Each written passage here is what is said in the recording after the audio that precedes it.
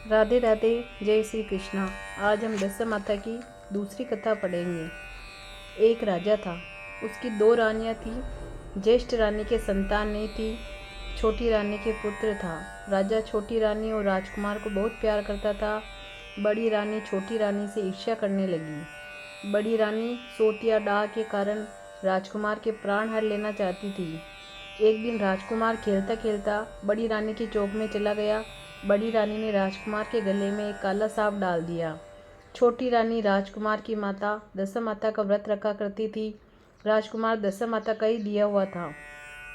दशा माता की कृपा से राजकुमार के गले का सांप आप ही सरक कर चला गया। दूसरे दिन बड़ी रानी ने राजकुमार को 20 मिले लड्डू खाने को दिए। राजकुमार जैसे ही लड्डू खाने को हुआ तो दशा माता ने दासी का रूप धारण कर उसके हाथ से लड्डू छीन लिए। बड़ी रानी का यह वार भी खाली गया। रानी को बड़ी चिंता हुई कि किसी भी तरह राजकुमार को मारना चाहिए। तीसरे दिन जब राजकुमार पुनः उसके आंगन में खेलने गया तो रानी ने उसे पकड़कर गहरे कुएं में धकेल दिया। चूंकि कुआं बड़ी रानी के आंगन में बना था, इसलिए किसी को भी पता नहीं चला कि राजकुमार कहाँ गया। उत्तम जलाशय, शुद्ध स्वच्छ मकान तथा ऐसी दिव्य वस्तुओं में सदैव दशा माता का वास रहता है। जैसे ही बड़ी रानी ने राजकुमार को कुएं में धकेला तो दशा माता ने उसे बीच में ही रोक लिया। इधर दोपहर हो जाने पर राजकुमार के न लौटने पर राजा व छोटी रानी को चिंता सताने लगी। इधर दशा माता को इस बात की चिंता हुई कि राजकुमार को उसके माता पिता के पास किस प्रकार पहुंचाया जाए। राजकुमार को तलाश करने वाले कर्मचारी निराश होकर बैठ गए। राजा व छोटी रानी पुत्र शोक में रोने लगे। तब दशा माता भिखारिन का रूप रखकर राजकुमार को गले से लगाए राजद्वार पर पहुंची। वह राजकुमार को एक वस्त्र में छिपाई हुई भिक्षा मांगने लगी। सिपाहियों ने उसे दुत्कार कर कहा, तुझे भिक्षा की पड़ी है और यहाँ राजकुमार खो गया है। सब लोग दुख और चिंता से व्याकुल हो रहे हैं। इस पर दशा माता बोली, भाइयों, पुण्य का प्रभाव बड़ा ही विचित्र होता है। यदि मुझे भिक्षा मिल जाए तो संभव है कि खोया हुआ राजकुमार तुम लोगों को मिल जाए। यह कहकर वह देहरी के भीतर पैर रखने लगी। सिपाहियों ने उसे आगे बढ़ने से रोका। उसी समय दशा माता ने बालक का पैर वस्त्र से बाहर कर दिया। सिपाहियों ने समझा कि कुंवर उसके हाथों में है, इसलिए उसे अंदर जाने दिया। दशा माता कुंवर को लिए भीतर चली गई।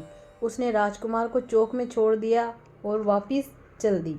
परंतु रानी ने दशा माता रूपी भिखारिन को देख लिया था।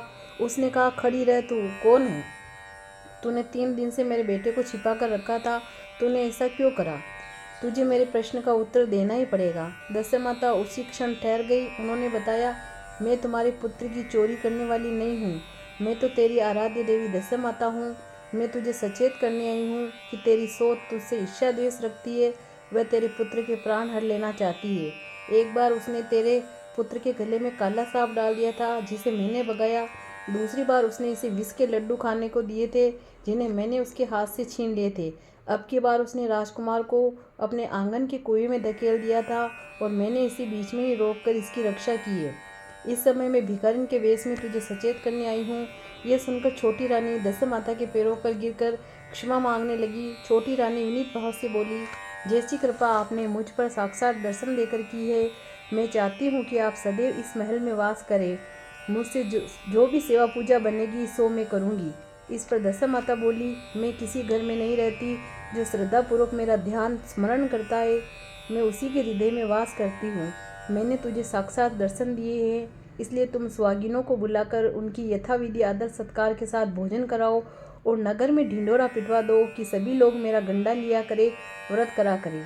इतना कहकर दशा माता अंतर ध्यान हो गई। रानी ने अपने राज्य की सौभाग्यवती स्त्रियों को निमंत्रण देकर बुलाया और उपटन से लेकर शिरोभूषण श्रृंगार तक उनकी यथाविधि शुश्रूषा करके गहने आदि देकर भोजन कराकर विदा किया। उसने अपने राज्य में ढिंढोरा पिटवा दिया कि अब से सब लोग दशा माता का गंडा लिया करें। जय श्री कृष्ण।